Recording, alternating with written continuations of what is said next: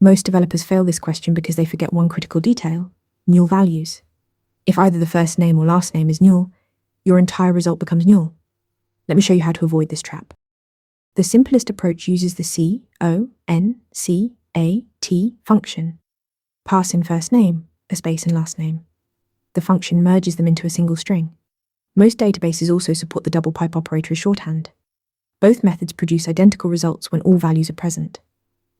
Don't forget to alias your result column with AS full name for readability. Here's the gotcha. When John's last name is NULL, basic CONCAT returns NULL for the entire result.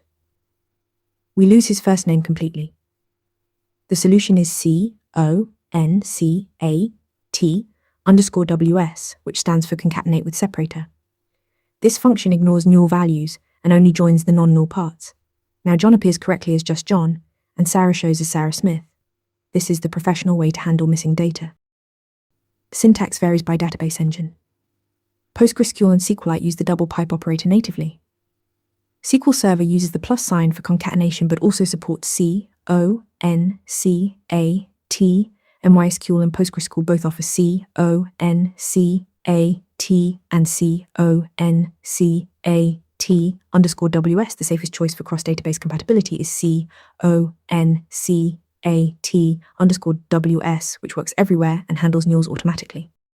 In your interview, mention three things. First, use CONCAT_WS for automatic NULL handling. Second, always alias your computed column.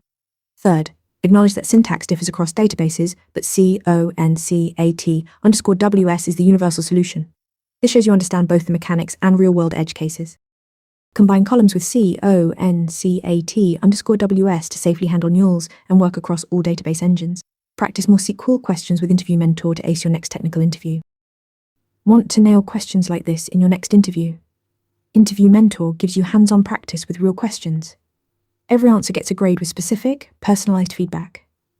Track your progress across topics and difficulty levels.